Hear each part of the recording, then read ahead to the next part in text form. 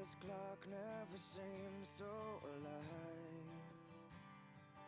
I can't keep up and I can't back down. I've been losing so much time. 'Cause it's you and me and all other people with nothing to do, nothing to lose. And it's you and me and all other people, and I don't know why I can't keep my eyes off of you. One of the things that I wanna say just aren't coming out right. I'm tripping on words, you got my head spinning. I don't know where to go from here. 'Cause it's you and me and all other people with nothing to do, nothing to prove. And that's you and me and all other people, and I don't know why I can't keep my eyes off of you.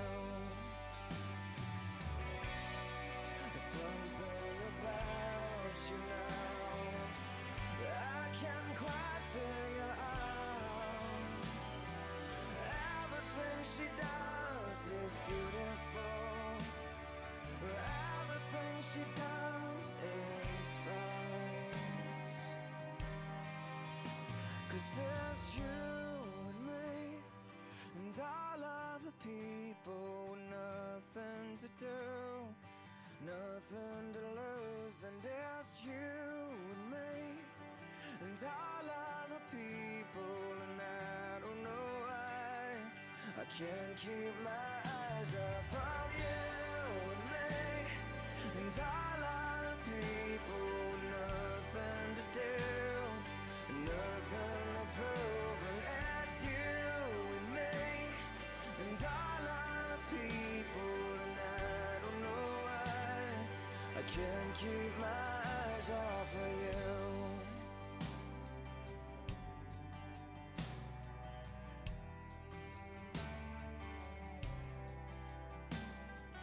What day is it? And in what month? This clock never seems so alive.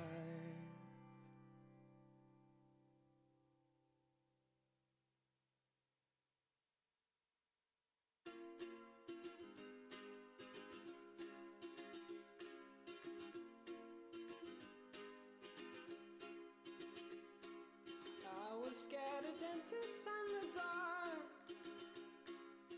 I was scared of pretty girls and starting conversations. All my friends are turning green. Yeah, the magician's assistant in their dream.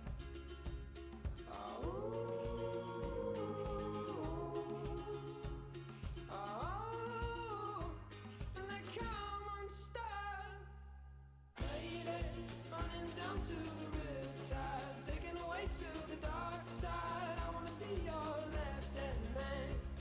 I love you when you sing that song, and I got a lump in my throat 'cause you're gonna sing the words wrong.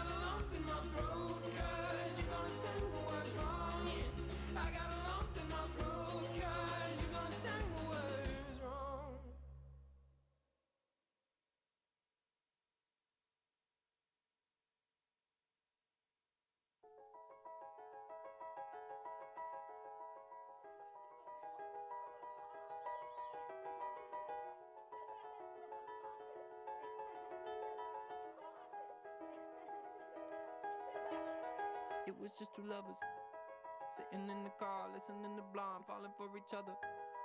Pink and orange skies, feeling super childish. No Donald Glover. Missed call from my mother, like, where you at tonight? Got no alibi. I was all alone with the love of my life. She's got glitter for skin, my radiant beam in the night. I don't need no light to see you shine. It's your golden hour. You slow down time in your golden.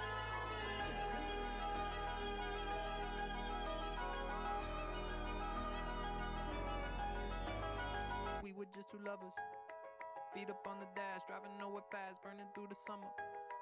Radio on blast, make the moment last. She got solar power, minutes feel like hours. She knew she was the baddest. Can you even imagine falling like I did? For the love of my life, she's got glow on her face, a glorious look in her eyes. My angel of light. I was all alone with the love of my life. She's got glitter for skin, my radiant beam in the night. I don't need no light to see you shine. It's your golden hour. You slow down time in your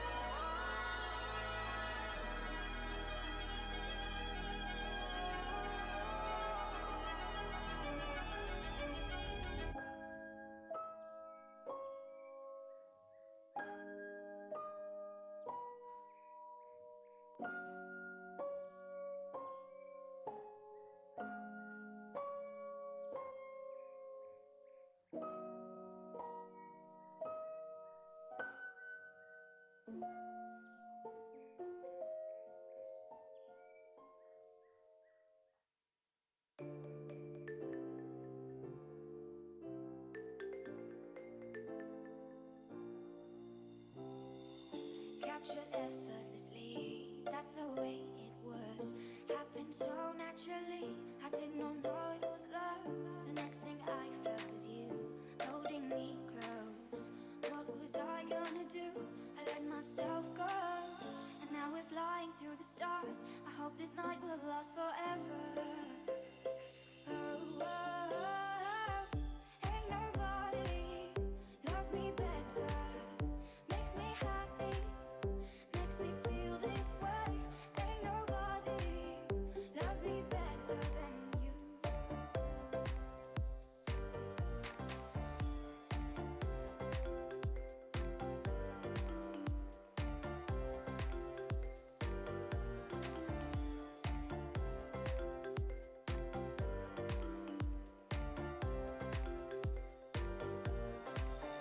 I've been waiting for you, it's been so long. I knew just what I would do when I heard your song. You filled my heart with a kiss, you gave me freedom. You knew I could not resist, I needed someone. And now we're flying through the stars. I hope this night will last forever. Oh, oh, oh, oh. Ain't nobody loves me better. Makes me happy, makes me feel this way. Ain't nobody loves me better than you.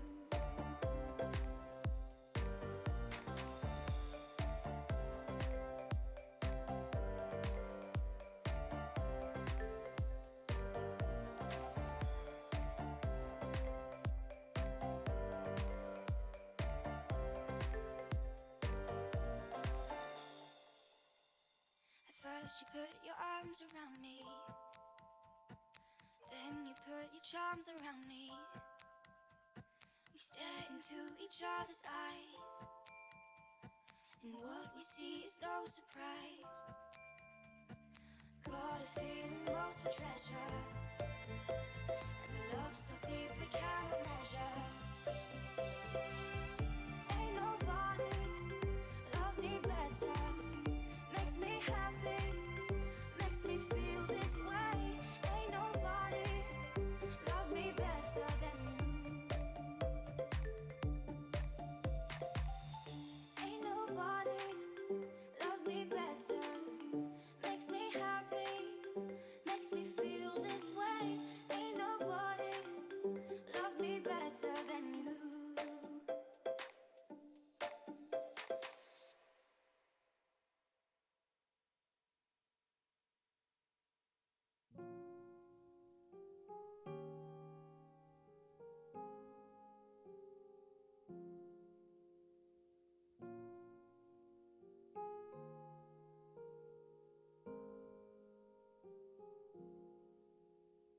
She'd take the world off my shoulders if it was ever hard to move. She'd turn the rain to a rainbow when I was living in the blue. Why then, if she's so perfect, do I still wish that it was you? Perfect don't mean that it's working, so what can I do when you're outside in my mind? 'Cause sometimes I look in her eyes, and that's where I find a glimpse of us. And I try to fall for her touch, but I'm thinking of the way it was. Said I'm fine and said I moved on. I'm only here passing time in her arms, hoping I'll find a glimpse of us. Tell me, save us your glory. Does he laugh the way I did? Is this a part of your story, one that I had never lived? Maybe one day you feel lonely, and in his eyes you'll get a glimpse. Maybe you'll start slipping slowly and find me again when you're outside in my mind. 'Cause sometimes I look in her eyes, and that's where I find a glimpse of us. And I try to fall for her touch, but I'm thinking of the way it was. Said I'm fine and said I moved on. I'm only here passing time in her arms, hoping I'll find a glimpse of us.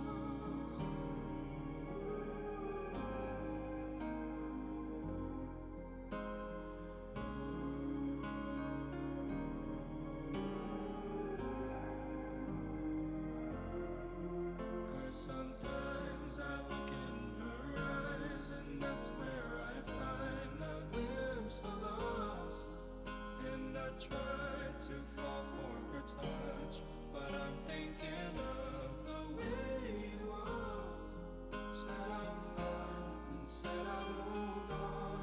I'm only here passing time in her arms, hoping I'll find a glimpse of us.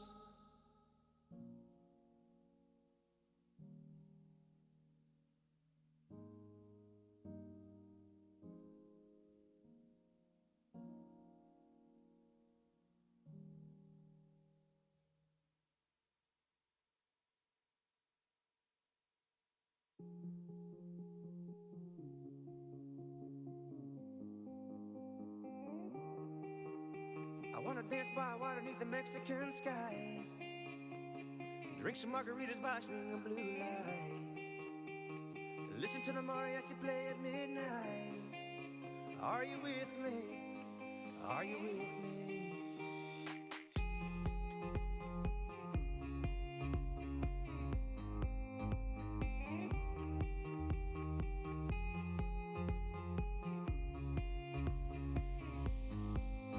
Are you with me?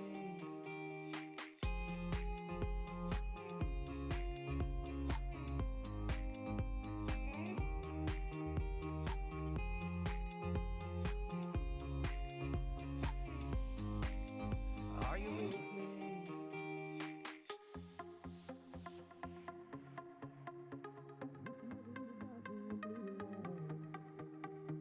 Listen to the mariachi play at midnight. Are you with me? Are you with me? I wanna dance by water beneath the Mexican sky. Drink some margaritas by swinging blue lights. Listen to the mariachi play at midnight. Are you with me? Are you with me?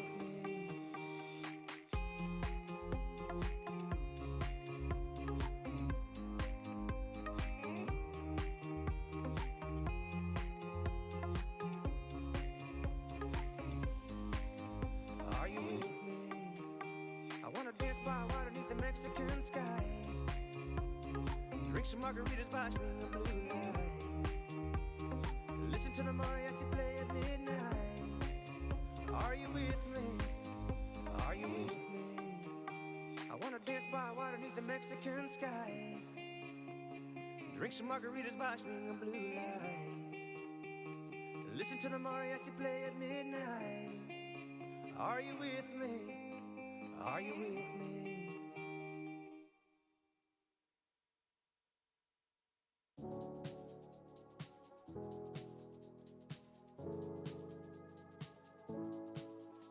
So when I go, feel it naturally, feel it naturally. I know you'll follow me. I know you'll follow me. Feel it naturally, feel it naturally. Feel it naturally. I know you'll follow me. When I go, feel it naturally, feel it naturally. I know you'll follow me. I know you'll follow me. Feel it naturally.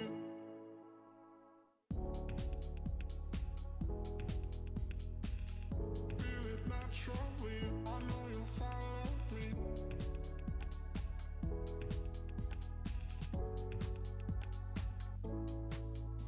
Just wait and see. You'll feel it naturally. Feel it naturally. Feel it naturally. You'll feel it naturally.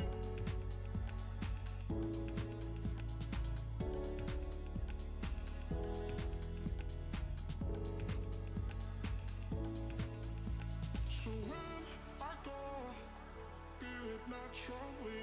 Feel it naturally. I know you'll follow me.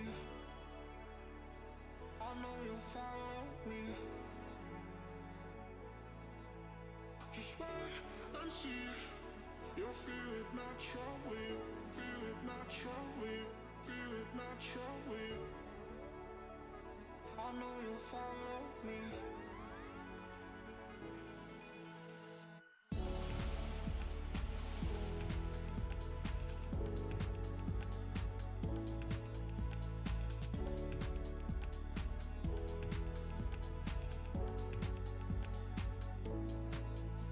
So when I go, feel it naturally, feel it naturally. I know you'll follow me.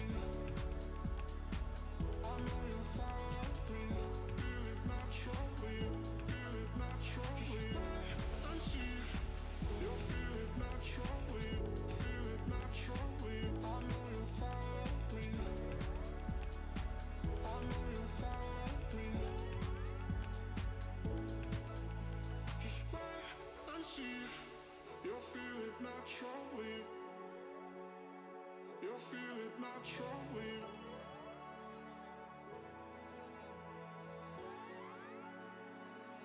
I feel it naturally.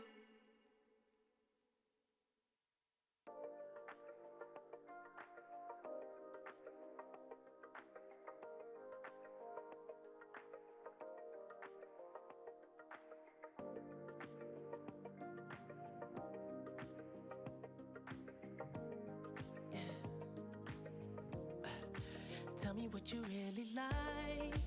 Baby, I can take my time. We don't ever have to fight.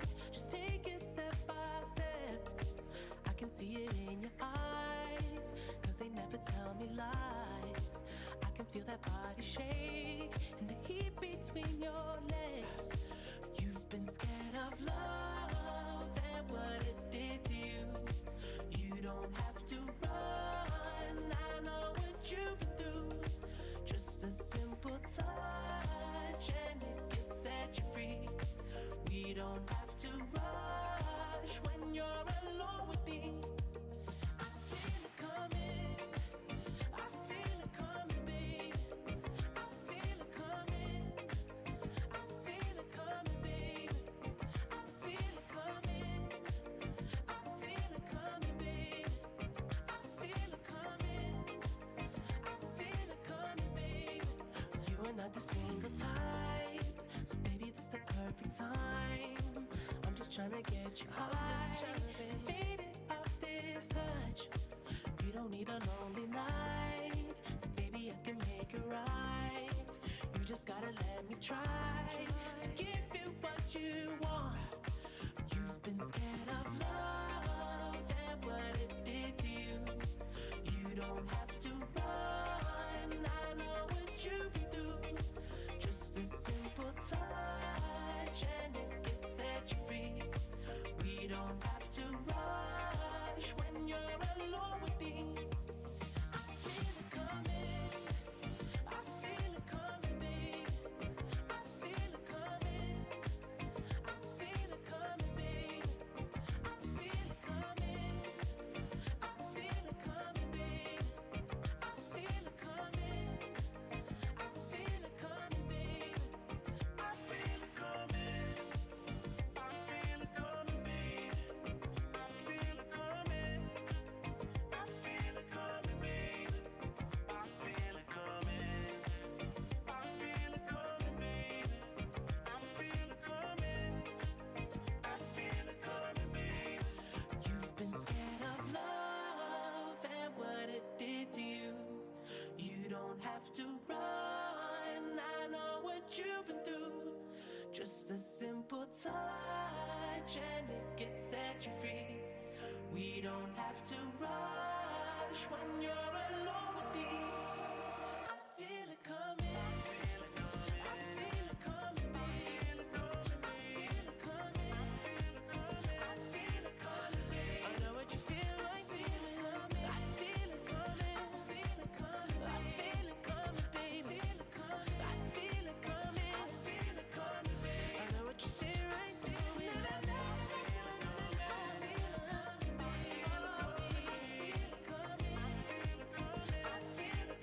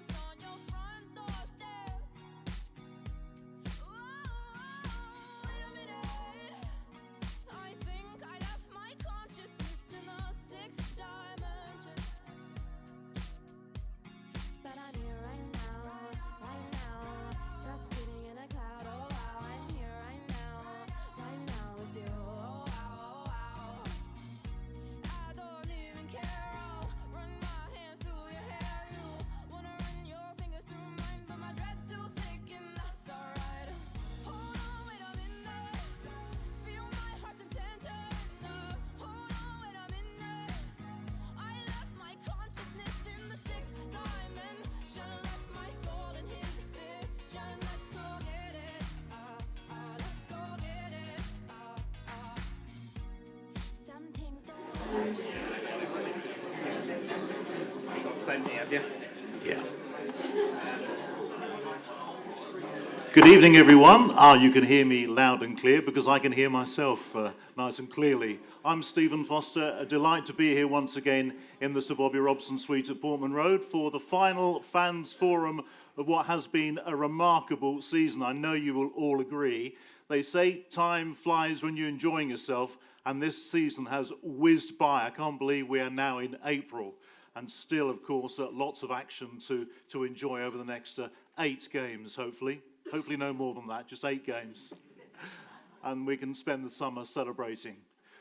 Let's welcome the top table, as it were, the men running this wonderful football club, and they are now joining us in the Sir Bobby Robson Suite. They'll be walking to the front through the middle there. So we're live on YouTube, the ITFC YouTube channel, and today is sponsored by Stephen Eagle Toyota. So the club's grateful thanks to them for sponsoring tonight's Fans Forum. So let's welcome, first of all, Chairman Mike O'Leary.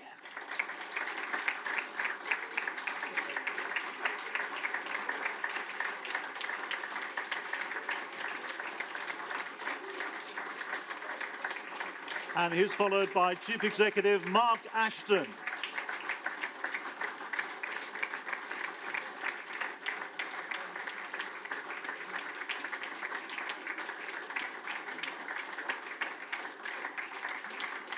And our manager, Kieran McKenna.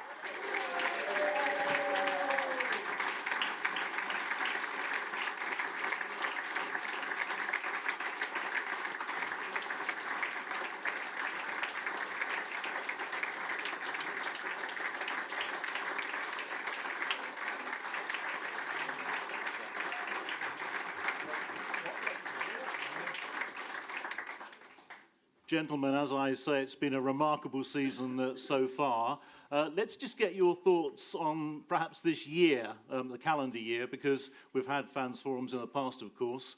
We'll start with Kieran, if we may. Here we are, in 2023, since the last fans forum. What a magnificent run we're on at the moment. So, what are your thoughts as we approach the last 8 games of the season? Yeah, welcome everyone. We're really looking forward to it. You know, we've tried to keep the mantra all season of focus on the next game, don't look anything past that. Of course, that's not easy. Everyone wants to think about the big picture and the end result and the league table and things like that. But we're really just trying to focus on the next game and not look past that. So we have Wycombe on Friday. I think it's a sellout already. The atmosphere here against Shrewsbury was fantastic. So ever since then, we've been really looking forward to getting back to the home ground, and we can't wait for Friday, and we're not looking too much past that, to be honest. Mark, how about you? What a year it's been. It's a blur. No, we've talked about it before, there's a lot of good things happening both on and off the pitch. I think the club in general has got momentum. It's on an upward trajectory for sure, but we're still at the beginning. I think we've still got lots and lots ahead of us, and for me, that's probably the most exciting part of this journey. There's so much more yet to achieve. And as chairman, Mike, you must look on with great pride. I'm a happy chappy.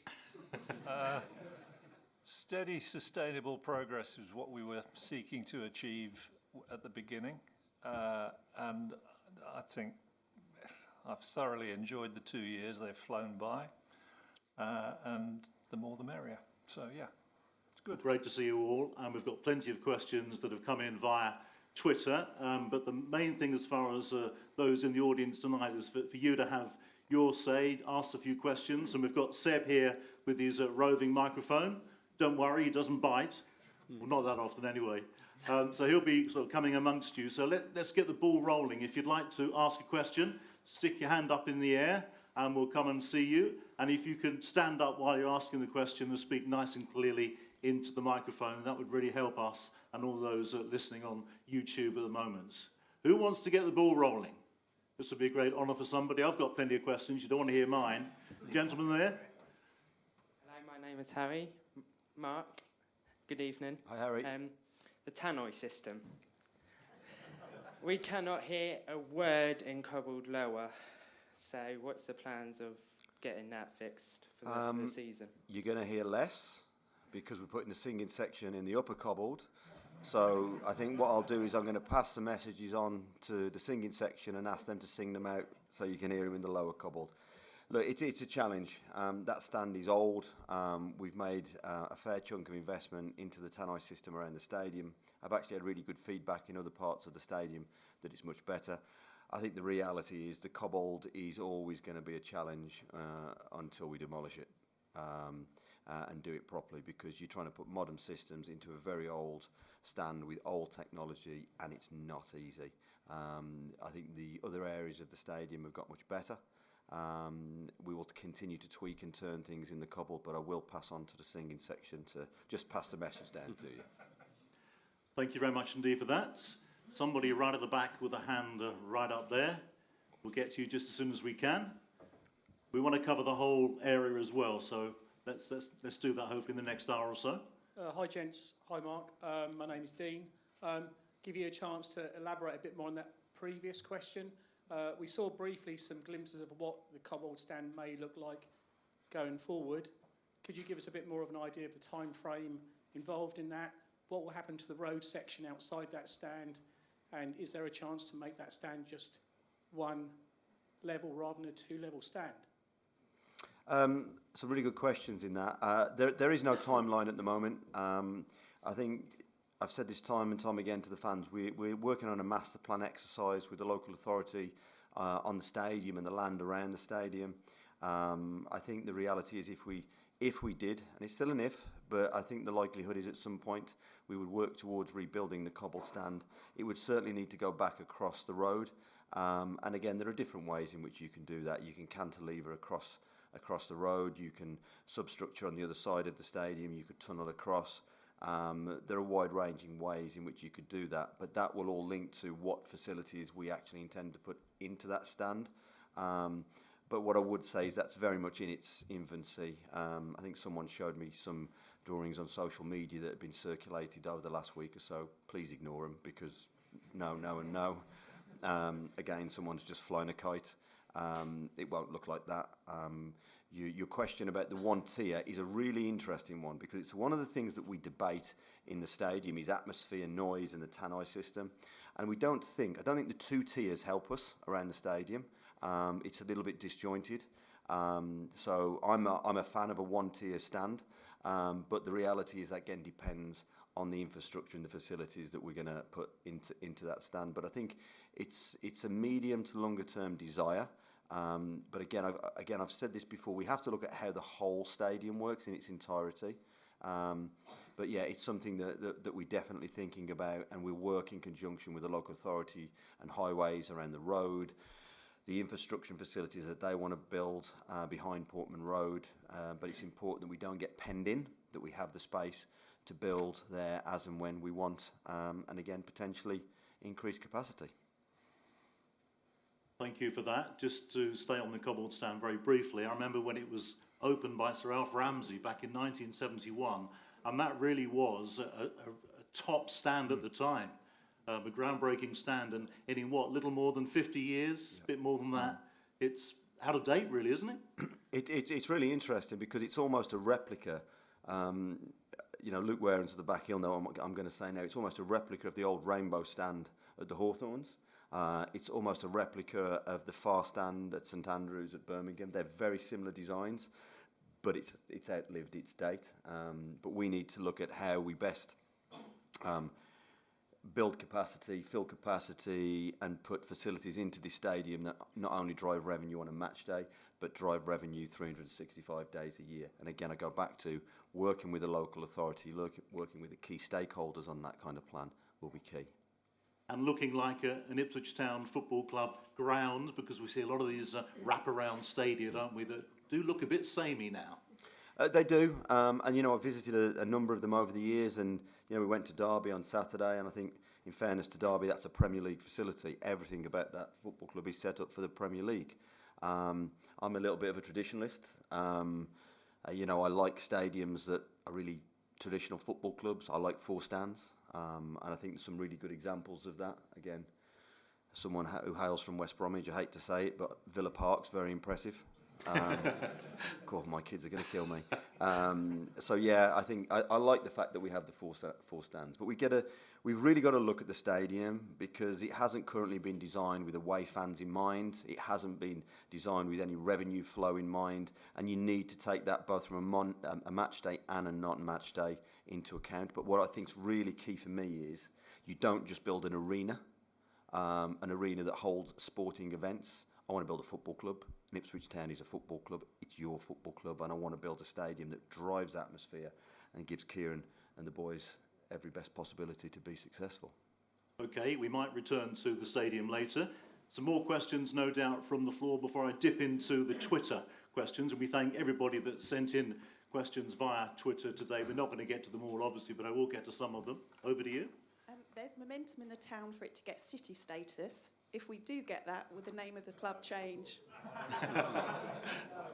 The answer to that is I'm not going to comment on it because we're in consultation with the council, with the elected authorities, and we'll work in partnership with them. And I think the reality is when all parties are ready, there'll be a joint announcement on that. But I think town fans should rest assured that I would never do anything to be disrespectful to the heritage and tradition of this football club, so read into that whatever you may.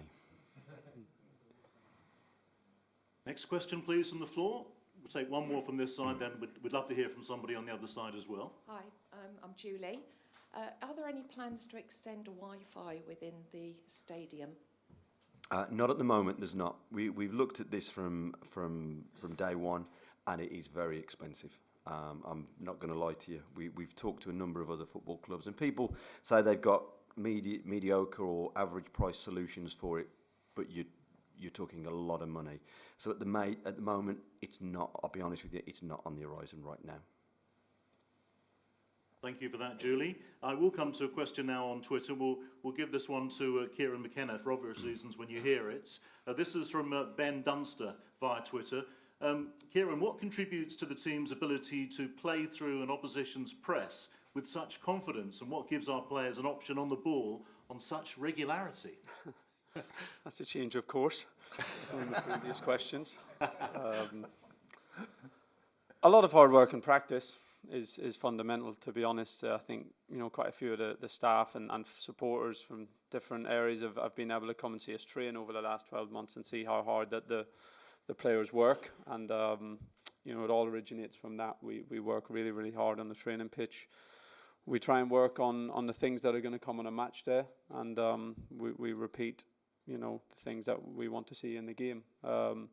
In terms of playing out from the back, of course, it's not always everyone's cup of tea. We've spoken about it a few times. It's an important part of how we play, and we've had good success with it. And again, it takes really good organisation. It takes bravery from the players. It takes a lot of practice, because in that particular part of the game, you need to know where everyone is. You can't, when your goalkeeper, when Christian Walton has the ball and he's being sprinted at by the opposition forwards, and it's a high pressure situation. Everyone needs to know exactly what you're doing. You can't make it up on the spot. So they need to know exactly where their teammates are, what the passing solutions are, where we want to get the ball, depending on where the pressure is coming from. And these are things and details that we pour over every day to try and get better. And obviously, when we do it, it can result in some really good football that people have been right behind, and some really exciting moves. And when it doesn't always work, it's a little bit hairier for everyone. But it's like all the other parts of a game. It's a lot of work, a lot of practice, and a lot of commitment from the players to get better. And a lot of fitness, both physical and mental. Yeah, it is. It's how we play is a really high energy style, both on and off the ball. The players have to be able to work really hard. One of our big things is they're not allowed to walk. They have to, when the ball's in play, everyone's running all the time. So if you see anyone walking at any point, then you can give them a little word from me if it's on the other side of the pitch. Because we want to be really active and really aggressive, and there's no other way to do that other than running a lot, and there's no other way to be able to do that in the match other than working really, really hard in training. So the players are in a lot. They would tell you, I'm sure, there's not many days off. they train really hard. We have a really good support network behind the scenes to have them in the best condition. And yeah, from a physical and mental point of view, how we play isn't easy. But I think when it comes off, it's really enjoyable for the players to play in, and hopefully enjoyable for the supporters to watch. It certainly is, Kieran. Thank you for that. Nikki Webster on Twitter says, under the new ownership, hardly a foot has been put wrong. This is really for you, Mike O'Leary, if you don't mind. But Nikki says the accounts are sobering. If we don't go up, will we still see sustainable investment in the club rather than the pull-up drawbridge approach of the last owner that, according to Nikki Webster, says killed us on and off the pitch? Okay, so let me take you all back 2 years. I remember saying right at the beginning that we'd done a study of the various areas that needed investment that we thought were important, and we ranked them, and we put together a plan that defined how much we thought we needed to invest over what time period, and that sort of played a part in listing all the things we wanted to do, but also putting it into our budgetary process. And at the beginning, we had a budget that was very detailed, that covered the first 3 years, and it included also some variations which would alter that program depending which league we were in. Because clearly in the Championship, we would have different requirements from those that we might have in League One. Given all of that, and given what's happened, there are just no surprises at all in what's been signed off in the accounts for the year ending June 22. So there's nothing in there that particularly is different from how we intended it to be at the beginning, and we've got a long-term plan to build the club, to restore some of the investment that we thought was missing. And indeed that is covering everything from the training ground to the turnstiles to the bars to the carpet in here to the players. And I probably should ask Mark to talk a little bit about the playing side of it, because clearly that's a major part of investment and it contributes to the overall budget. So do you want to pick up the playing bit? I think the interesting thing for me from the playing side is you'll have heard me talk about player trading before, and that's simply us buying and selling players at all age groups. And since we've been here, you've seen us spend money on players. Clark from Arsenal, Broadhead from Everton, Leaf from Leeds, Chaplin from Barnsley, Burns from Fleetwood, George from Rangers. The list goes on. So we spend money in transfer fees, and we've paid probably by none the largest transfer fees outside of the Championship, and we've paid transfer fees larger than I'd say the majority of the Championship clubs in the last few years. However, let me give you an example. What people don't see is that we buy and sell. So we've sold some players on the way through as well. So if you take a 3-year period, so if you take last year, this year, and let's forecast out next year, you've got all the money that we've spent on those players, and you'll have read in the press the type of money that people have reported we've paid, and they're not far off. But we've also brought money in. So if you take the money that we've spent versus the money that we've brought in over that period, last year, this year and next year, the cash we've spent is literally zero. That's player trading. That's what we do. Luke Wareham plays a big part in that. Stuart Hayton plays a big part in that. The recruitment team play a big part in that. Over a 3-year period, the cash spend is almost zero on those players. I think you would have expected me to say it was far, far larger. But we trade, and that's we've traded some of the younger players. We've traded the likes of Dazelle and co, who wanted to move on, but we know what we're doing in that arena, and I think that's a pretty good return if you think of what we've spent, say next to nothing, cash-wise. But look at the value on the pitch. Clark, Broadhead, Leaf, Chaplin, Burns, Edmondson, goes on. If we decided that we wanted to trade or sell someone, would be a lot better off than zero. Where the value of the team for what we've spent on the team, I think, is really good, and that will only continue to grow. It continues to grow as well because we have a manager who certainly knows how to develop those players, and he's absolutely instrumental in persuading and helping us to persuade the Premier League players in Broadhead, Clark, Leaf to leave Premier League clubs, join a League One club and come on the journey with us. So that gives you a little bit of a flavour for when we talk about player trading, what we mean. And the plan remains rock solid. No surprises in there at all. Very happy with the budget process that we've just been going through for next year again in detail. So I wouldn't be losing sleep over that if I were you. Some more questions from the floor, please. We'll move to the right-hand side as I'm looking at you. If you can stick your hand up nice and clearly for us, and then stand up, tell us who you are, and we'll have a question, please. I'm Faye. My son particularly likes to spend his pocket money in the shop. Is there any way we could bring back cash payments? Because he said he's going to pay me back and he never does. Well, I have to say, your son emailed us earlier and said, whatever you do, don't bring back cash payments. Listen, I can understand the noise around that. The world is changing, and one of the things I've said about the football club is I understand that change is difficult. You know, I get it. I understand it. People don't like moving seat. People believe that they own that seat to the centre of the earth because they've sat on it for so many years. Well, what are you going to sit on when I knock the cobblestone down? Change is inevitable. We have to look, and we are looking even now, without the cobblestone moving, where we put away fans. How can we move them? How can we be more effective? So whether it's cashless, whether it's changes to the stadium, whether it's just moving the singing section. The one thing I say to my staff all the time, what got us here won't get us there. And to move a football club of this magnitude forward and really move it forward with momentum, we do have to make dramatic changes. And the gentleman's right and Mike's right. You know, we've posted a big financial loss. Wasn't unexpected because we knew we were going to have to pump investment into this football club to try and sort it out. But what also has happened is retail has gone through the roof. Record numbers in retail. 50,000 shirts will be sold this season across 3 strips. Incredible. Season tickets will come on to shortly. 18,000 this season. The number's going to be high and we're going to cap it for next season. The football club is going forward at such a trajectory, it's incredible. And it would be remiss of me not to say thank you because we can't do it on our own. We can't do it without the supporters. I said this at the start of the season, that if we stuck together, we worked together, we were as one, we could do really interesting things.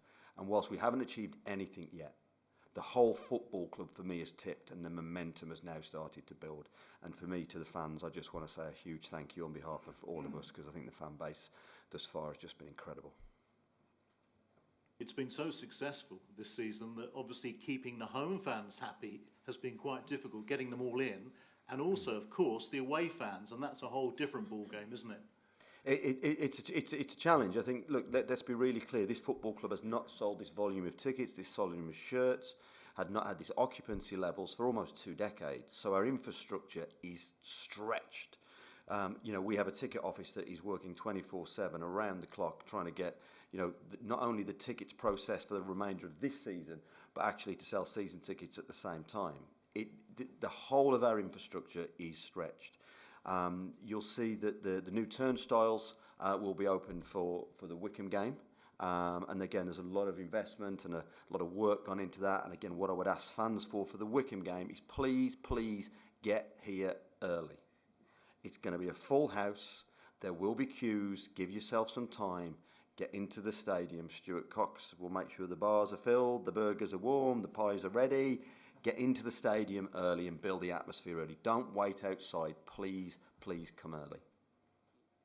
Kieran, give us an idea how the players feel about seeing all these people in the ground and creating such a wonderful atmosphere. It can only lift the team, can't it? Yeah, it's a massive boost for us, as Mark said, to start with in terms of getting players to come here. You know, the atmosphere now that has been created, the numbers that are coming, the atmosphere inside the ground is a massive attraction for players, for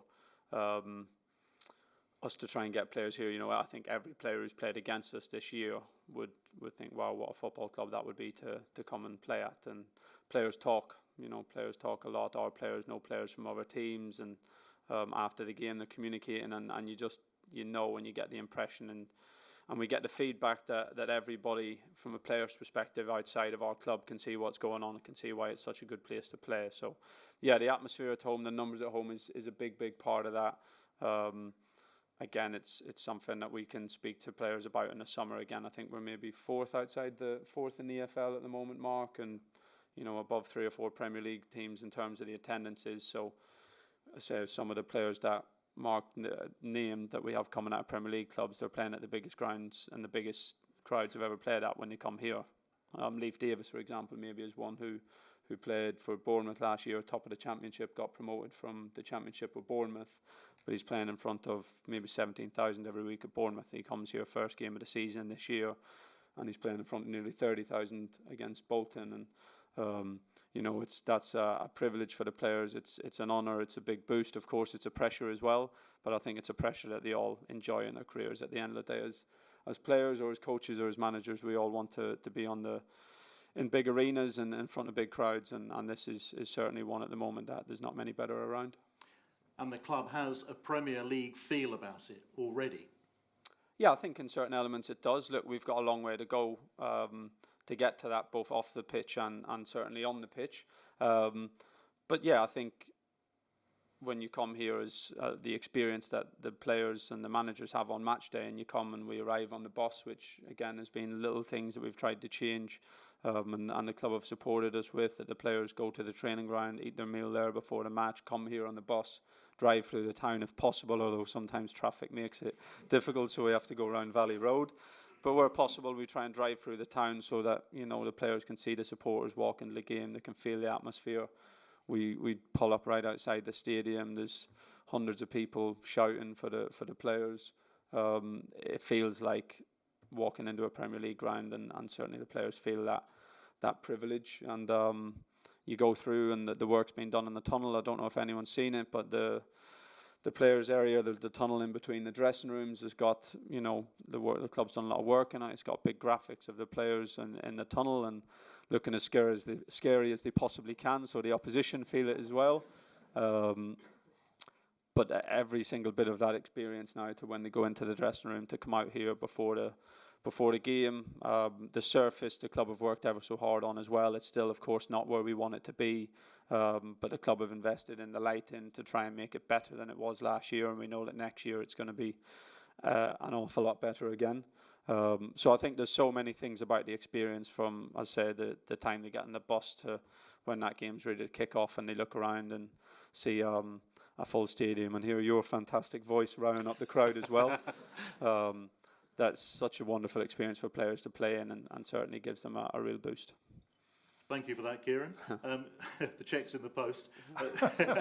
Joshua Richardson on Twitter, actually following on from what you said about the players' tunnel and the dressing room areas, can we bring back tours of Portman Road? They were very popular for some time. Yeah, Mark, probably one for you. We do it for kids. Yeah, I think. On a match day, we certainly do. We do them. A lot of the mascots and the junior organisations and the teams that come in certainly have a tour of Portman Road, because we bump into them. Part of the challenge we've got at the moment is a lot of Portman Road is still under construction and is a building site, and is going to be a challenge again through the summer. Kieran just mentioned the pitch. It will be probably the biggest infrastructure project that this club's undertaken in 2 decades, probably since actually the two ends were built. We've never seen a modern day pitch here at Portman Road. I think we're one of only 2 pitches in the country which are actually soil based. So it's a real stretch for us to give Kieran the type of surface that we saw at Derby on Saturday. It was a first-rate pitch. Our ground staff worked really hard, but we've never dug down. And my word, some of the things we're finding under the stands and under the ground as we dig down are really interesting. A few former managers, a few former players. But no, so that's a massive undertaking. So I think the answer to that is yes, but we'll need to do it when the time is right. Okay, that was a question from Twitter. We want more questions from you here this evening, right at the back there, and Seb is with you as well. Handley? Thanks, Seb. Good evening, gents. Thanks for your time and continued efforts with our fantastic football club. My name's Ben. Just a question for Kieran. Mark touched on it earlier about player development and how we can make these players better.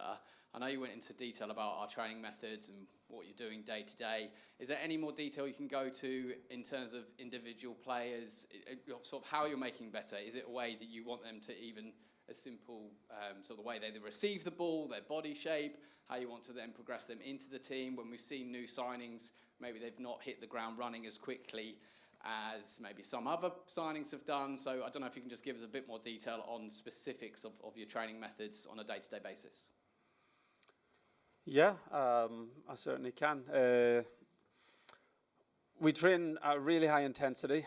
That's one thing. I think every player who's come here, and again, players who've come here from higher divisions and bigger teams at the moment, all remark really, really quickly on the intensity of training. And a lot of them would say that it's much, much higher than where they've come from, even I say when they're coming from clubs at a higher division. So we train at a big intensity. That's an adjustment. And there's an initial adaptation to that. Our players find training now hard, but they're used to the rhythms of it. When new players come in, we had to be careful with the players in January to not, to make them robust enough and to try and build them into it, because arriving into our schedule, our type of training in January is not easy. So that's why we probably had to be more patient than people would have wanted in those first couple of weeks. But hopefully we're getting some of the benefits of that now.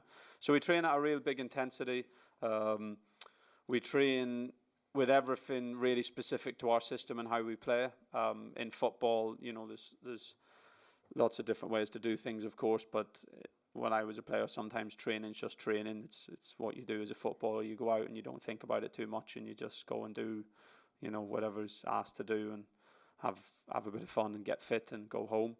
We try and make the players think a lot. There's a real purpose to everything that they do. Everything is linked to how we play. Where possible, everything is position specific, so everything is in their positions, in our shape, in the areas of the pitch that they're going to operate on a Saturday. So I think being, intensity and specification is two of our biggest principles for training.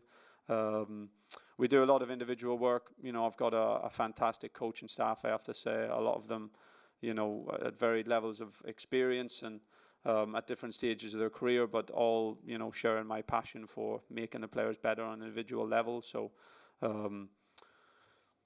we will split roles. Of course, goalkeeping coach is more well developed in football, and Rennie's doing a fantastic job developing Christian and the other goalkeepers as well, but we split every position to that. So Martin will work really specifically with the defenders on an individual, a unit basis, on training technically and tactically, and watching back video with them and showing them best practice and really trying to develop them. Charlie will work predominantly with the midfielders and develop them individually in their games and as a unit, and Lee Grant, who's come in, will work really closely with the forwards and develop them on an individual level, both on the pitch and off the pitch. So working with the players on an individual basis is another big part of it. And probably the last one is having fun, to be honest, and hopefully the players would say that. We try and make every day enjoyable. The players come in, they know that they're going to work hard and they're going to have to think, but we make it enjoyable. They love coming to training, they love being on the training pitch, and it's a really happy but challenging environment to work. And I think when it's that, you're more likely to improve than if the work is boring or if you don't enjoy what you're doing. So those are some of the ingredients that we try and put into it, and the feedback from the players has been really good. And Kieran, the fitness levels must be sky high because the players aren't particularly tired because they're out in the community doing a lot of community-minded things. That's a really important part of things, isn't it? Yeah, it is. It's always, really proud to see it, and it's really proud to lead that group, to be honest, because I know that the club do some fantastic work, and of course there's certain things that they have to go to or they get invited to, but I see how ready they are to go to it, how willing they are to put themselves forward, how they actually want to go over and above and do extras beyond what the requirements are from the club, and how positively they talk about those things behind closed doors as well. They're well publicised, some of the work they're doing. I think there was, George's work with the disability teams and how much he has a passion for that and really enjoys connecting with those guys is fantastic to see. Sammy with the refugee project that was done recently, and again something really really individual to Sammy and something really important to him and his family. Speaking to Connor after the Freeham football thing that he done on Sunday morning, again that's something that is quite relevant to me and my family and a niece of mine. speaking to Connor about you know, how he found that on Sunday and how much he enjoyed it going out. And of course, that's after a big game at Derby and having played on the Saturday, and speaking to him on Monday, and he's saying he loved it and the kids were amazing and couldn't believe how they could move the ball with the frame and play an actual match while using the frame, and just the feeling that you get back from the players whenever they go to these things, it's really genuine. And I've been around football long enough to know that that's not always the case. Sometimes it's a part of the job, but with this group of players and in this community, I feel like the connection is really, really genuine. Thank you, Kieran. Another question from the floor, please. Hand's gone up midway on the left-hand side as I'm looking. Seb, if you can stand up and give us your name nice and clearly into the mic, and obviously the question. Hi guys, I'm Phil. I'd like to go back to the very first day the game changer took over the club, and I remember Mike saying that Ipswich Town, all the years you've known football, should be in the Premier League, if not challenging to get out of the Championship. I'd just like to say thank you for putting us well on the road to getting us there. So much so, my 13-year-old daughter, who's forever taken the mickey for going to games, now has a season ticket for next year. So if it's cool to a 13-year-old daughter, then we've got to be doing something right. So thank you for that. The point I was going to ask is actually to Kieran and to Mike around away games. We touched on it just now. Big away followings every week. The scenes at the end of the game at Derby were fantastic. And sometimes you hear it every week. The fans are fantastic, etc., etc. And sometimes you say, "Oh, they're just saying it. It's just a platitude." But I get the impression it's not at all. How does that manifest itself to the players on a match day when they see a packed away end, cheering the team on and celebrating 3 points at the end of the game? And then to Mike, I think we touched on it a little while ago. The gold card scheme has been in place for a number of years now. There's whispers that might be changing for the new season. So how might that work? And would there be a recognition of previous purchase history? Because clearly starting everyone again at zero would be carnage. So yeah, just some thoughts on that. You've cracked it with your daughter. I haven't cracked it with my daughter yet. I'm still having to, my wife's still having to, bribe her with sweets and iPads. So you've done better than me on that front. So that's good. In terms of the away supporters, you're right to say that it's not just platitudes. The players, again, it's genuine, because I see it behind the scenes. They are so appreciative, and it genuinely helps us win games. There's no two ways about it. When the cliche of we couldn't do it without them and things like that, it's the reality, because you go away from home. MK Dons is obviously a well publicised one, but it's been like that at so many grounds. Usually you come, and I'm used to getting off the bus from Man United, and you get off the bus away from home and there's not nice things being said. And you're heavily outnumbered, and it feels hostile. And we get off the bus at MK or at Derby last week, or I'm trying to remember who was in between those two. But we get off the bus at Bolton, and the bus is surrounded by Ipswich fans, and there's nothing but applause and cheering and let's go guys. And I don't hear any I don't hear any home fans. So from the minute we get off the bus on the away games, we feel the support, and the fans are there. When we go out and look at the pitch, there's already usually fans in the stadium, and again that gives the players confidence and a feeling. And okay, you check out little things like what end are they on. Sometimes that will affect in-game strategies, like which end we kick to, because there's been games where the fans are behind a certain goal, and we've spoke as a group and thought, we really want a fast start today, so let's go to our fans first half. Let's attack them, because we know that every time we get within 50 yards of that goal, it's going to be really noisy, and you get a corner at the end in front of our away fans, and it's a big deal.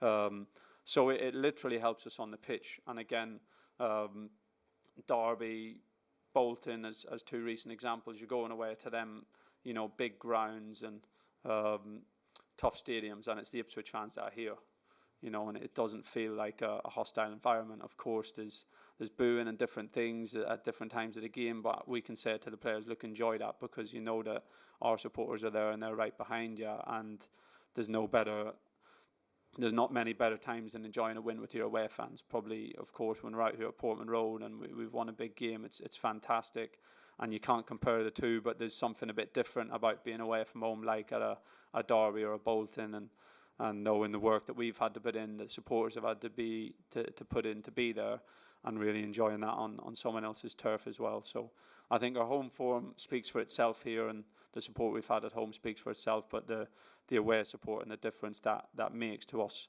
actually trying to win games can't be underestimated. I think it's worth adding that where Mark and I sit in the director's box, we're a little way away from all those supporters. But at Derby on Saturday, honestly, the hairs on the back of my neck were lifting. It was incredible, the noise that was coming out of that corner. And at the end, when the celebrations were going on, it was absolutely wonderful. I'm going to ask my colleague to answer the second part of your question because he's closer to the detail, if that's okay. And it's really simple. All membership is currently being reviewed. There's no details yet. Nothing has been set in stone. I think with regards to away games, I think the reality is we've only had challenges at 2 games this season, and that's been Cambridge and Forest Green. That's where the real challenges have been. I think the guys have been tasked with going to look at how we reward loyalty moving forward, to look at it in its entirety. I don't see any major changes imminently, but I think there will be some tweaks and turns of it with it. I think in regards to historic transactions, yes, they will look back, but they're not going to look back for 100 years. There will be a cut-off point at some part of the review, but I think it needs to be tweaked or turned. And I understand that there's a frustration of that in League One. I think if we're in the Championship, that gets a little bit easier because of the away allocation. I think the bigger challenge is getting your season tickets for the home games, because there ain't going to be many. Yeah, if you could just sort of carry on the season ticket theme, which you promised to earlier. How's it looking season ticket-wise now, and how will it look at the end of the season, do you think? I think we last season I remember sitting with the senior management team in a meeting and saying I want 18,000. And I've run too many football clubs to see people going, yeah, he doesn't know what he's talking about, but we hit 18,000. And we will cap season tickets this season at 21,000. And my advice to those wanting to get season tickets and renew is to do it pretty quick, because I think it's a week on Friday the first window closes. You won't then be able to purchase season tickets until the season has closed and we know what division we're in. They'll be more expensive at that point if we are in the Championship. But I will cap it at 21,000. It's slightly more than we were going to cap it at, and I believe we'll hit 21,000, and I think we're going to hit it pretty quick. So my advice to you is get in quick. If you want season tickets, get in quickly and don't be disappointed. And I just think that is incredible, by the way. So that will leave plenty, several thousand, that's not plenty. Well, it's not plenty, but you know what I mean. It's not a full ground, is it? 21 by any means? But let me be really clear. By the time you've added in away allocation, it leaves match day. But what I'm saying is, if you want security of your season ticket, if you want security of your seat, which is what a lot of fans do, I believe that 21,000 number is going to be pretty damn quick. And I think it's an unbelievable credit to this fan base, that team that is currently sitting in League One can be even thinking that we're going to hit that. But I'm fairly confident that we're going to do that quickly. So again, I would reiterate, if you want season tickets, jump on it quickly. Gavin, are we still open? You'll see Gavin who runs the ticket office. He's going greyer by the day, by the way. It's great. But no, seriously, it's incredible. This fan base just shocks me time and time again. And I think we'll get to 21. And I think that'll be more season tickets than they've got down the road. Any more questions? I'm sure there are. Gentleman at the back with his hand up. Beg your pardon, it's another one here. Hi, this is for Kieran. What has been the most challenging aspect about through your career with Ipswich so far? Don't say working with me. Yeah, apart from working with me. No, I'm joking. It's a really good question. I think it's a really tough division. I have to say, I think it's a really tough division. The work day to day, the people I work with, present company included, the work at the training ground, how we build a culture there, how well we train, how well we we develop the support staff. All those things feel like they're more under control, and we feel that we've developed them really well. Of course, when you go on Saturday, you're playing against another tough team, and it doesn't always guarantee a result. And it's a tough division for a lot of different reasons. Of course, people have their own opinions on it. It's my first year experience in League One. I've spoken over the course of the season about some of the challenges. Some of them are obvious. Pitches, refereeing, opposition strategies when you're a really big club. And we're not the only big club, but when you're a really big club like Ipswich Town in League One, of course, it's a really big game for everybody. And you're certainly not going to get an easy ride out of anybody on a match day.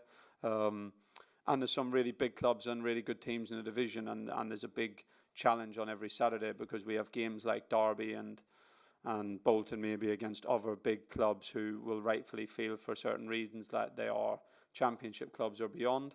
But then you have other games against teams who have maybe, and I won't mention names, but maybe climbed from the National League or came up from League Two.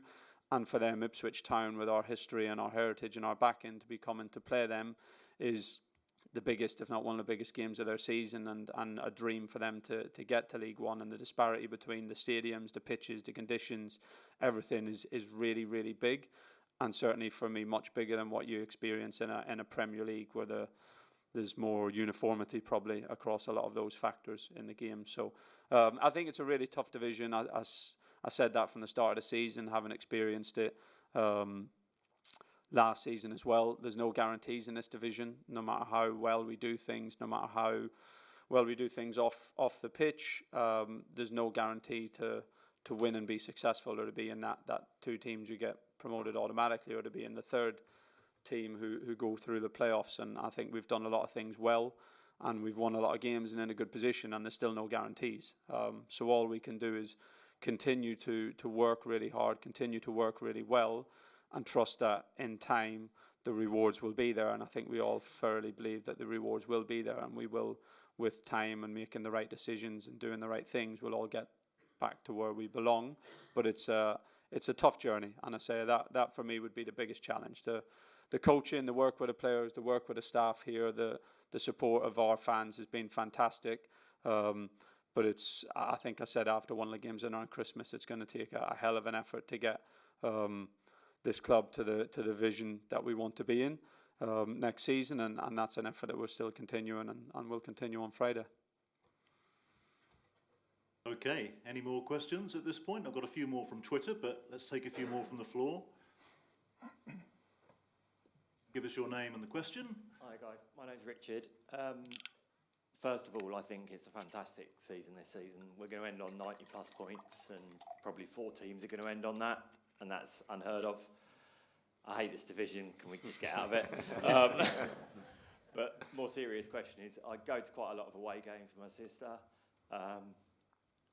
We've had experiences where we can't stand all game, but people in front of us are standing, we can't see. Some of that's League One football, League One stadia. Some of that is Lee Smith trying to do his best to get us seats where we need to be. Is there any plans to do anything about trying to sort it out so that away fans can be in sections where they won't be stood in front of? You raise a really good point, and it's something that's been raised a couple of times in the past. I remember we've been to games where people who've been sat at the front feel they've been swamped when we've scored a goal by advancing supporters from behind. And we have communicated our concerns to away football clubs, and we will continue to reiterate those concerns to away football clubs. Unfortunately, it's not in our control. I think, again, as you go through the divisions, facilities get better, etc. But what I will do is I'll take that away and I'll get our team to internally write to all of the clubs again and ask for help and support in that. That's, unfortunately, it's all we can do because I can't control it, but we will keep raising the point for you. Okay, we'll come to one or two more people on the floor in a moment, but first of all, one for Mike O'Leary here, I think. Jamie Pinner via Twitter. If the club were not to be promoted this year, are you confident we could keep our key assets for at least another season? If the club were to be promoted this year, should we expect to see investments at a level that helps us challenge at the top, or simply focus on solidifying? Well, I've tried putting padlocks on Kieran's office door to keep him locked in, but I think we've sort of covered a bit of that by talking about budgets, and it boils down to budgets effectively. And the planning we do is quite far-looking, and it's incredibly detailed. And I can't remember the exact percentage difference from budget that we achieved last year, Mark, but it was single figures and it was very low, which is incredible, really. When you think about all the variables that we try to budget in our cost lines, it's difficult. But that we did, and given that control and that degree of control, then I think going forward really should be straightforward, because we know well in advance what we're going to spend, what we're going to need to spend. We think about it a huge amount. Mark and his team literally go line by line through all the costs that we have, and clearly playing is a big side of that, but it's not all of it. We've had incredible costs just running the stadium this year. You've seen the UV lights that we have out on the pitch to help the grass to grow, because we don't get a lot of natural sunlight in there. Well, after the electricity price hikes in the last year, the cost of running those is now something like £800,000 a year, and that's a staggering number. Hopefully we'll see that reduce, because Tom has managed to do a deal with the local energy company that gives us a better rate going forward. But nevertheless, we've got that covered in the budget. We know where we are, so I'm not really too worried about it. Okay, thank you, Mike. More questions from the floor, please? Hi, I'm Pete. Kieran, I just wondered, with football these days, data and stats and analytics are huge, and even to the fact of fans can get hold of this data, how much of that leads your decisions as a manager compared to using your instincts and what you see with your eyes? Yeah, I think day to day, it's more with our eyes in terms of decisions around training or team selection or games. It's more with our eyes. I think it has a big part to play in terms of how we reflect more on a longer period of how we're doing as a team. Again, I've spoken about it before. There's certain metrics that you can look at that, you know, can give a real good indicator of how you're doing as a team. It's obvious, but football is a really low-scoring sport, and you know, 1-0, 1-1, 2-1 on any given week, inside of a post, outside of a post, there's not that much margin in it. So if that's your only marker for whether you've done well that week or whether you're performing well this month, you're going to be you're going to be a slave to a lot of luck, in essence. So we try and keep an eye on different markers as a team, on how we're doing, and more related to how well we're creating chances, and how few chances we're giving away, and different statistics that, you know, over the course of the last few years always reflect really, really well in those teams that do well. So we look at it in that way, and that, you know, gives us, you know, feedback on areas of the team that we need to improve. Of course, it's important in recruitment nowadays, and it's something that we've worked hard with the club. We're continuing to work hard to develop that side of the recruitment team, so that we have as much good information as we can on players that we want to bring into the building, and also in data you can identify players that maybe wouldn't be on your radar otherwise. And of course, there's teams in the Premier League who've done that fantastically and are getting a lot of credit for it. So yeah, it's really important. I think it's a big part of the strategy side of the club and developing our strategy. I think day to day there's nothing better than, you know, trusting your instincts, seeing the players on the grass, looking at your opposition, and I think using your own intuition for, you know, what's going to be appropriate for any given game. Thanks. Okay, thank you for that. Somebody else had their hand up a bit earlier, just behind. Yeah, thank you. Hi, I'm Fiona. I just wondered, regardless of the position we're in at the end of April, will you consider playing the final away game out on the pitch like you did with Cambridge, I think? A beanbag. The Fleetwood game. Oh, the beanbag. Yeah. Yes. We're discussing that at the moment. We are entitled to, well, we are formally allowed to do one more, I believe. We're only allowed 2 per season. We would need to make a formal representation to the league and the broadcasters to do that. And I think we'll make that decision over the next week or so, but it's certainly a strong possibility. And there's quite a bit of talk, Mark, about Town TV, isn't there, at the moment? So where are the club at that? Yeah, we talked about that since day one. We formally now informed the EFL, I was with them yesterday, that we are exiting the iFollow platform at the end of the season. That means Town TV will be in action from next season. We're working on that now, Marcus and his team. But that also means we will put in place an Ipswich Town app. And we'll move towards single sign-on. So you can go into the app, you can watch the Town TV, you can buy retail, you can buy tickets through a single sign-on application. Again, it's something that the football club probably should have done a while ago, and we certainly need to move to now. But I think that will give us certainly more control of our own production. It will allow us to build, if you like, a pre-match show, a half-time show, show some of the data, if you like, that Kieran's talked about. It will give us an opportunity to commercialise it. But it will be, if you like, within our control. And again, like everything, it won't be perfect day one, but we will build. It's the right decision to do for the football club, and it will get better and better and better. And one thing's for sure, it will be fundamentally better than what the current offering is. So yeah, we're really excited about that, and it'll be in place for the start of the season. Okay, and following on from that, really, Sim Kims on Twitter, is there a possibility of another screen opposite the big one at the moment? I know a few of us in Cobbold A can't really see the present one. There isn't any plans at the moment. We have talked to ADI about maybe putting some smaller screens around the stadium, as other football clubs have done. Again, you can see where the screen is situated. It's the only place that it could have gone, and you're limited by the location of the stands, to the size that you can put in there. We've had some really great feedback, and I think the production of the big screens and the boards has got better and better throughout the season. I think the production in the fan zone has got better and better throughout the season. So I'm not saying no, never. It's not on the urgent to-do list, but it is something that we'll continue to look at.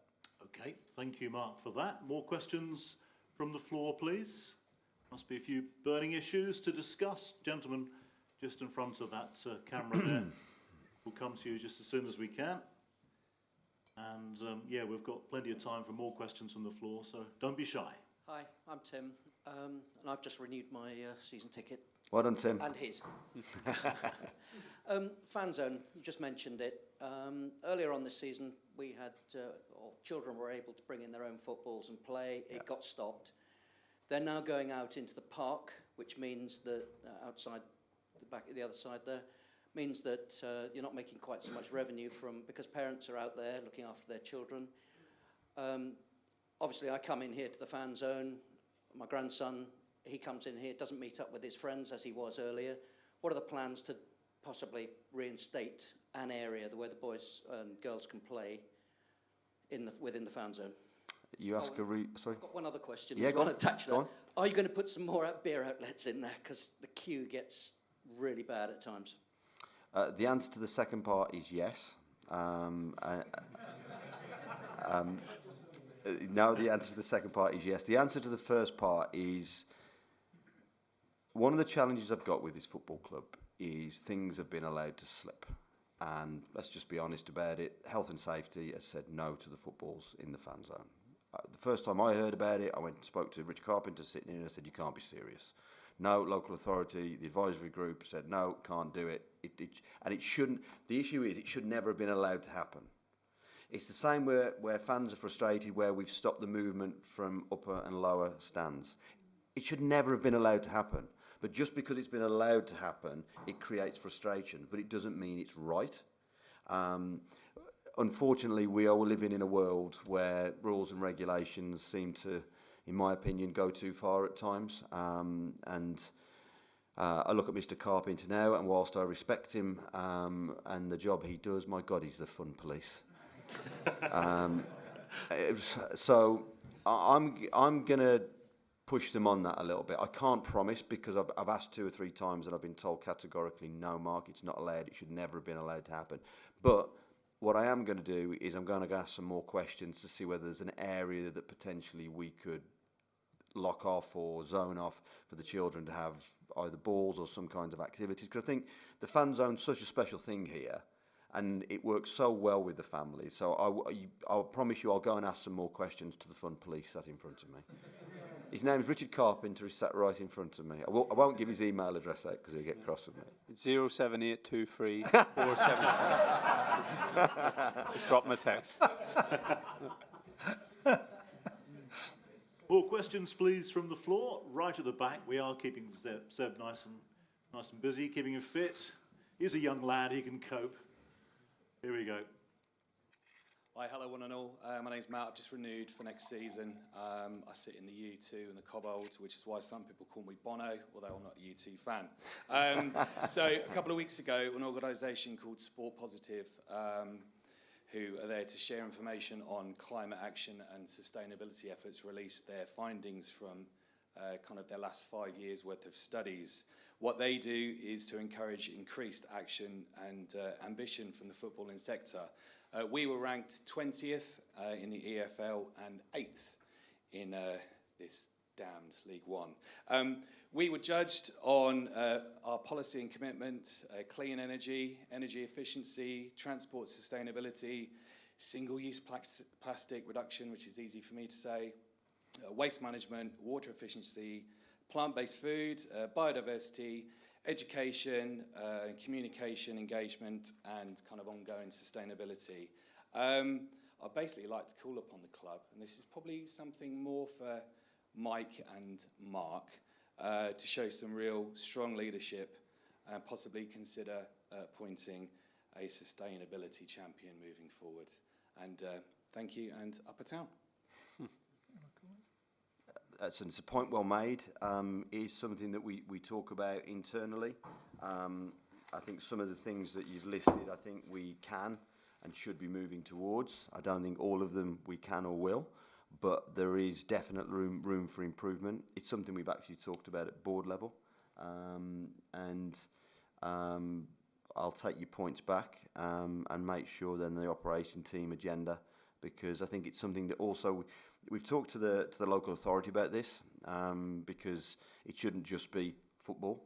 You know, we need to work with the stakeholders, the local businesses, and there are a number of things that you've listed there that I think a concerted effort with the business stakeholders and the local authority could make a substantial difference. Mike, do you want to? Nothing to add, really. I think you've got it covered. Okay, next question, please. Hello, my name's Sarah. I've got a question, or 2 questions, if I may. The club, as you rightly said, is really diverse and inclusive, and that's really brilliant that we've got that. So, Kieran, I'd like to ask, how do you prepare, or how does the club support players who are observing religious festivals and still continue to put in such fantastic performances? And to Mike, if I may, one of the most disappointing things as a fan last season, or before Christmas, there was a physio from an opposition team that came on, female, and she had to endure wolf whistles from fans in the stands. So what can you as leaders do to make sure that doesn't happen again? I'll do the religious festivals first. So yeah, of course we have 2 players, I think, in the first team squad who are observing Ramadan at the moment, and we do what we can. Of course, the training time, it has to be during the day, which means that it's in their fasted period. But the club support them over that period in terms of, you know, providing meals when possible, adjusting meal times whenever we're hotels for away games, supplying them with meals at the appropriate time whenever they can. And we communicate with them. The 2 players in that I'm referring to are both, you know, have experience of doing it in different seasons in their careers. So we try and work with them as much as possible through the period in terms of adjusting their loading or giving them extra recovery or anything at all that we can to support them. But I have to say both are really good professionals from that perspective and haven't struggled to continue to train and be available for games as they were, prior to the Ramadan period. And I think that's credit to them. So I think we would support it from a nutrition and a training perspective, especially in every way which we possibly could. And as far as wolf whistling is concerned, it's something we can't tolerate. And in terms of how we publicise that, I think it probably goes along with a lot of areas where we have to make sure people are comfortable here and people don't feel threatened and people feel that they want to be here. So we need to think about better ways to publicise our commitment to that sort of thing, and I shall chuck that at our PR people to think about how we publicise it. Thank you very much indeed for that.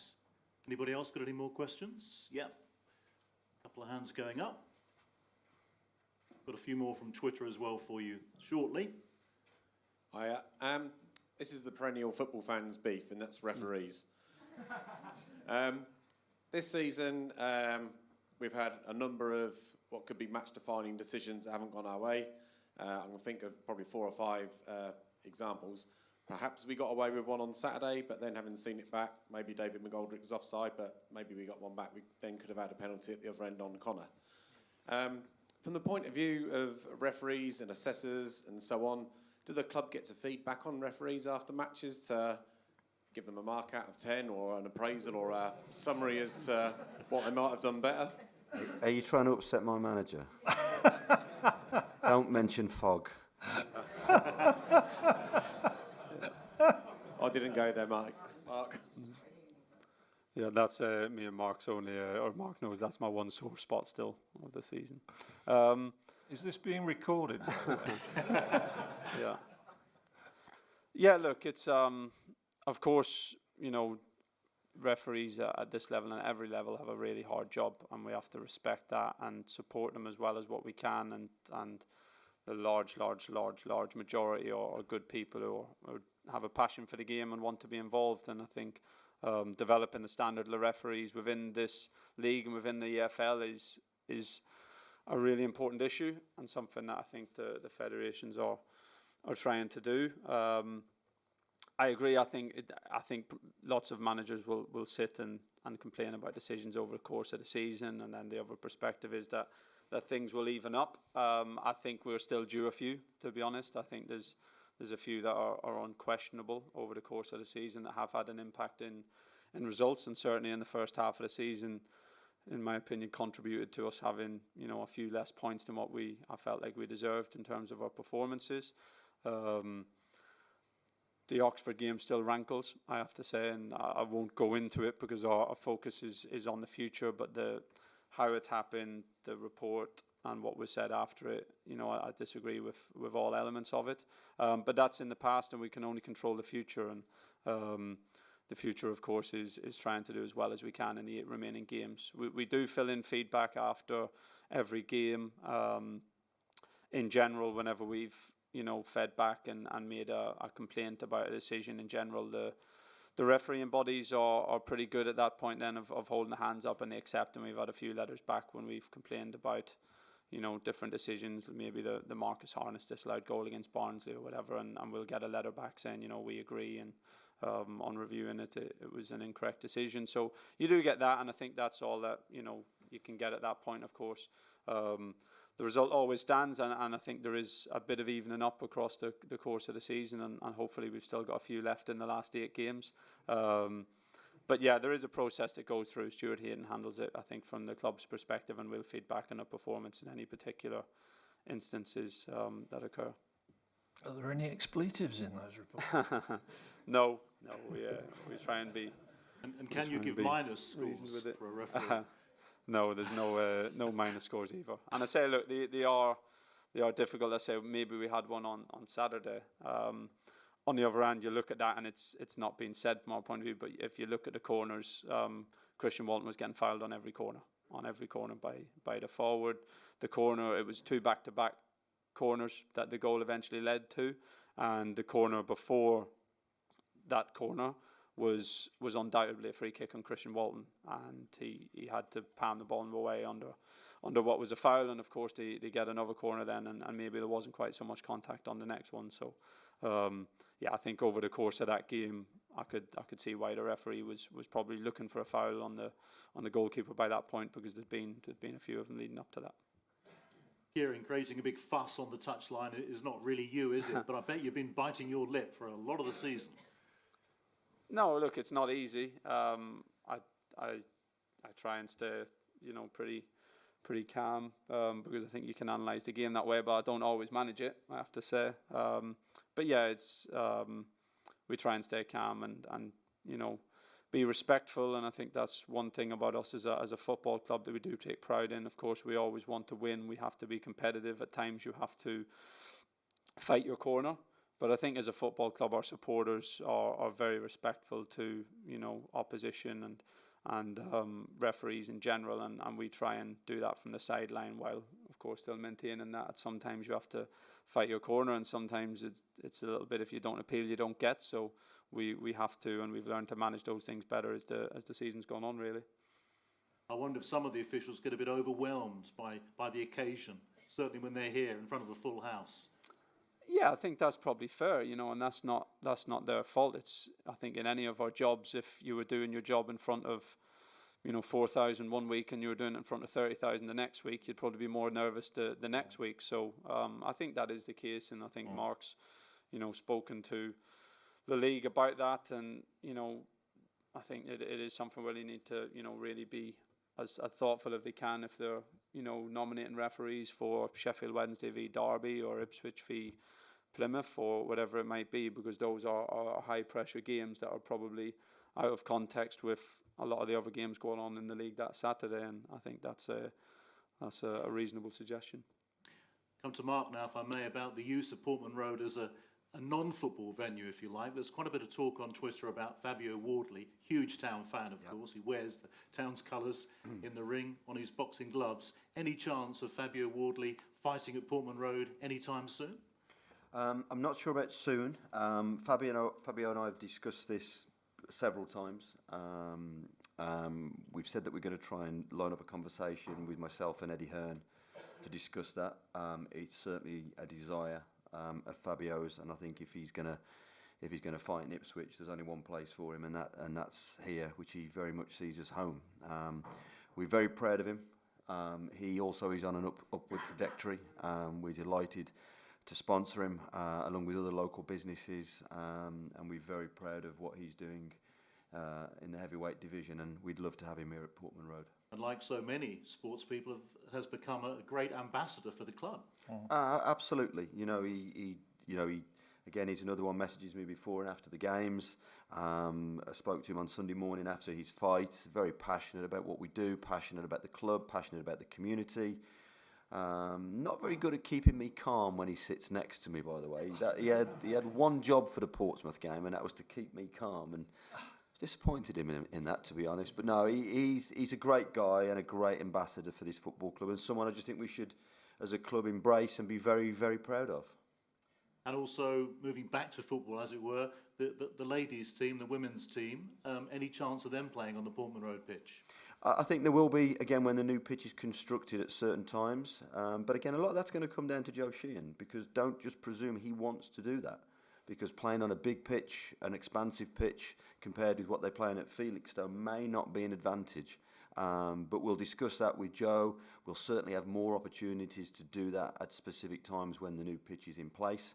And I think Joe, Kieran spends probably more time with Joe than me, but he's another great ambassador for the football club. They're on a fantastic run. And we're all behind him. Gary Probert was at the FA at Wembley last week, presenting our case for what a championship licence would look like to us and how we would have to deliver that. And we support Joe and the team. But you've probably seen more than me, Key. Yeah, I think the link there is hopefully really beneficial. I say it's the benefit of Playerford Road being tight, and we're side by side a lot of the time. And as I've spoken about before, Joe comes to a lot of our trainings because they tend to train later on in the afternoon. So there's quite a crossover there, and was able to take in the match a couple of weeks ago as well, and there's crossovers in playing style, but that comes of course from crossovers in training methodology, which we're getting now because we were able to work together, and he's able to come and be involved with some of our sessions. So as I say, they've been on a really good run as well, and that's been great to see, and it sets up an exciting end to the season for both teams. Great stuff. More questions from the floor, please. Nice and close to you there, Seb. Not far to go. For you, Kieran, a couple of questions. Thanks for standing up for referees. I'm a grassroots ref myself, so I appreciate that. You're welcome. Saturday's performance, would you suggest that perhaps that's one of the most complete away performances we've had since you've been here? I've probably watched our first goal 20-odd times, and I can't get over just how good that counter-attack move was. So really just your thoughts on the performance on Saturday's game? Yeah, it was a wonderful goal to start with on that. I agree. It's, it was enjoyable. Maybe certainly one of the most enjoyable goals since my time here. And again, at United, we had some fantastic counter-attacking goals in the period I was there, and some really good counter-attacking players, but you couldn't pick too many better than that. So a great goal. In terms of the all-round performance, there was so many things to enjoy. I think the first 20 minutes we really took the initiative in the game and went there and we spoke about it before the game actually, about look, we feel like we've taken some steps as a team, but probably to go and beat Derby with how important the game was going to be for them and with the crowd would probably have had to been our best or biggest result. Yeah, of course every game is 3 points, but in terms of the challenge, so without a really good performance we weren't going to get the result. And I think there was really good things about the performance, the way that we took control of the game at the start, the way that we defended at times against a strong team and counter-attacked, the way that we found a balance in the second half of staying brave and trying to take the ball and play through the pressure, which we did at times. And also, again, you're away from home and we have a lead, so we've earned the right to defend compact and look to use the tools that we have on the break. So there was a lot of good things about the performance. On the other hand, the margins are thin. We could have conceded a goal just after half time. I think we would have went again. I think that's where the group is at the moment. I think we would have went again, but the margins are fine. We probably spent 40 minutes on Monday with the group going through all the things we did wrong. So if they thought they were coming in on Monday for more pats on the back, they didn't get them. We went through everything that we can improve, because there was a lot of things in the game that we can improve upon, and we made sure that we took the time to do that. And I think that's something that we've really done all season, and something that has served us well and hopefully will serve us well to the end. Whether we win a big game like Saturday and everyone's delighted, or whether we lose a big game like Plymouth away early in the season, or whether we have a frustrating draw, we try and stay consistent and look at the performance, look at the things we did well, look at the things that we didn't do well, and find areas to continue to improve. And we've tried to stick with that process and be consistent with that every day. And I think that, again, serves us well in terms of where we are as a group and where we are as a club, which is just trying to get better every day and trust that, in the long run, that will take us back to where we want to be. I wonder, Kieran, if those two great performances against Burnley in the FA Cup sort of spurred the players on, gave them new belief that onwards, really. Yeah, I think there's big confidence to be taken from them two games when you look at Burnley and their performances this year in the Championship, and the feedback that we had from their staff, and the feedback from some of the Burnley players as well, because of course, as I said before, players talk, and Wes and Nathan were in the camp with a couple of the Burnley boys last week with Wales, and they speak about the game, and the feedback's been really good. So I think the players have taken confidence from that. Again, in reality, we know that the style of the Burnley game is different to what we face every week. The style of the game at Turf Moor, in terms of, again, the opposition, the pitch, the referee that night was really, really good. How Burnley approached the game, that doesn't give us any given right to win on a Saturday in League One. What it does do, and what it did do, is give the players confidence that in terms of our principles, how we play, our fitness, our approach, and in terms of them as individuals, it gives them confidence that we're on the right track, and a lot of the things that we're working on can work and be successful against really good teams. So, yeah, of course, the FA Cup feels miles away now. It's not a big part of our season because we didn't win it. But I think, you know, at the end of the season, I think how we did against, you know, the couple of games against the non-league team, certainly the away game was at Bracknell. The first game I really enjoyed. We had a great support. They had, you know, great support. Them early rounds, the Rotherham game here, and the 2 games against Burnley. And I think the first time that we've been to the 4th round in way too long. So I think that we can look back at that at the end of the season, hopefully after a successful league campaign, and think that was a good progression in the FA Cup, and look forward to more games in that competition next season. Okay, some more questions, please. We've got a bit more time. Not much, but a bit more time, so get in quick. Hello there, name's Kevin. I think this one's for Mark or the Fun Police. You're putting the singing section in section A. Will you be enforcing that they stay seated? I think you asked me an open-ended, you asked me a leading question there, because you know we can't do that. You know, we tell people all the time to sit down. I've had some of the supporters groups in my office. Safety team have been in there with me, and I've been very clear with them that you sit down, you sit down. It's an issue that we have right across the country. So the reality is, yes, we will be telling them, but when you say, will we enforce it, the reality is, how do we enforce that? We're not going to start throwing people out. That's just not going to happen. What I would ask all fans to do is just be respectful of each other. You know, we want more atmosphere. We want a noisier Portman Road stadium. And I know the drummer's not for everyone. I'd have 4 of them in each stand if it was left to me. But you know, I think you do a great job. No, you do. You do a great job. You're a little bit out of tune at time, but no, it's important. But I think in answer to your question, we have an amazing fan base. We have huge numbers coming to this stadium, and what I would ask fans to be is respectful to other fans of all ages, because we do have quite a diverse fan base, and I think that respect and that understanding of each other is really, really, really key. So, look, we'll be talking to fans, we'll be putting communications out, but the reality is it's very difficult to make large number of fans sit down when they've decided to stand up. Maybe if Kieran played less attractive football, then they wouldn't stand up so much, I don't know. But I think your point's well made. The safety teams have a really difficult job, because I see some of the footage from the body cams, and it's not an easy job. But we will be reiterating to all fans to be respectful of each other. Okay. Any more for any more? Gentleman at the back there. Perhaps take one more from the other side if there is anyone who wants to ask a question, and then we may wrap it up after I'm that. going to talk about referees again, not Oxford, but referees. You got one in front of you, so be careful. This is probably disrespectful to him, but do you think that it would change a bit if there was more done by the PFA and the league to bring ex-professional footballers into being referees? Because there can be no doubt that they would spot a lot more of the nonsense that goes on. And things like time wasting. We had 3 players booked Saturday for time wasting for probably 5 seconds combined. I've seen minutes here with players getting away with it. So do you think that is something the league could do and the PFA could do to get them into refereeing?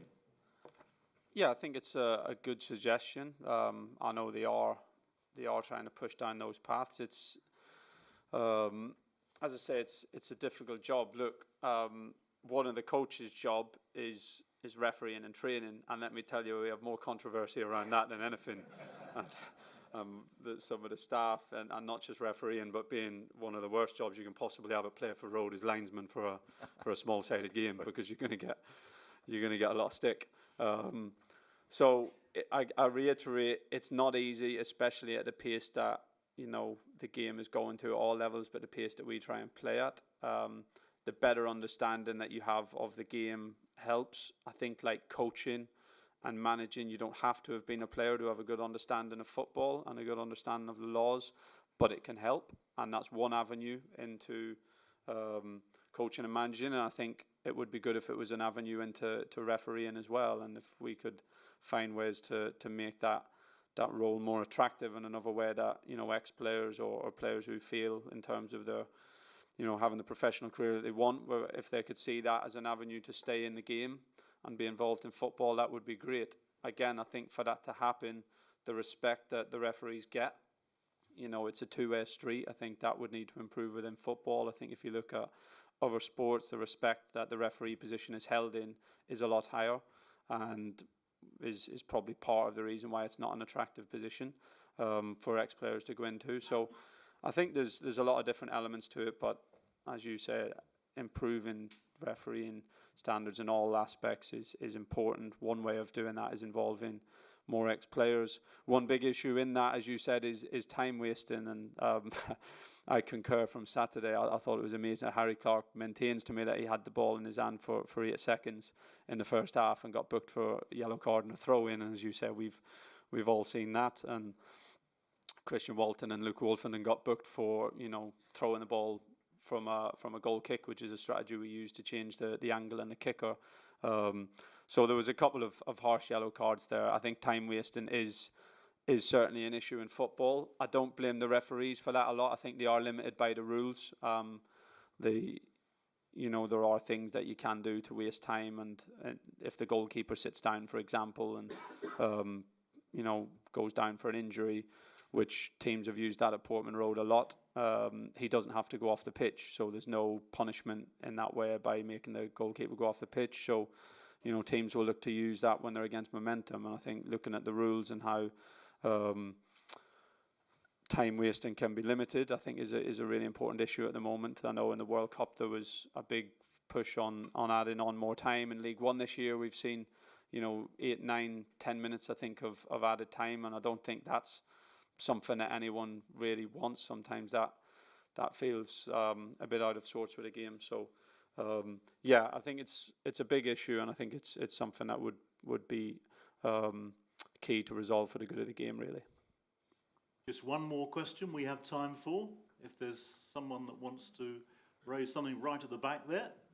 And this will be our final one of the Fans Forum. It's been sponsored by Stephen Eagle Toyota. So once again, our thanks to them for getting behind this final Fans Forum of the season. And you have the last question, sir. Thanks. The name's Lee. Obviously, you've got a strategy which seems to be working really well. We've talked about success this season. Hopefully we do go up. So is it literally repeat that again in the Championship, or would you be doing anything differently? That's probably to everybody, really, from on the pitch and off the pitch. In many ways, we've sort of prepared for that already, because we've understood what we need to change in the league above. In terms of the players we have, it's down to the manager and the recruitment teams to make sure that we are properly equipped whichever league we're in, and clearly that can change. But I think it's fair to say that we're pretty well prepared for whatever may happen. I don't know whether you want to. No, I listen, on and off the pitch, I think we're prepared. We have a plan. We have a methodology that we're working to in recruitment. Kieran certainly has his methodology with the players and his coaching. And for me, it'll be more of the same. You know, whatever happens at the end of this season, it won't be the end. It'll just be the end of the beginning. We're only just starting. Yeah, and I think from a football perspective, if I'm honest, we don't spend too much time yet thinking about the ifs and playing style and what system we would play in the Championship, or what, you know, players we would do, because our focus is so much on the here and now. I think what we can say is that from really early on, we wanted to develop a playing style that we thought was befitting the club, and we spoke about that with the players on the first day. If we want to be a big club, if we're a club that have won the European Cup, have a big history, fantastic supporters base, we want to have a playing style that reflects that and does that proud. And we've tried to develop that, and I think that will be constant whatever division we're in. You know, we'll want to be a positive attacking team that people enjoy watching, and that take the initiative and try and attack games and bring people to Portman Road to see an exciting game of football, and that would certainly be our mindset going into whatever division we might be in next year. Thank you for that final question. What is pretty sure in life is that you can't please all the people all the time. But here at ITFC, I think we're coming mighty close, don't you? Great times. Thank you very much indeed to Kieran, Mike and Mark. Thank you.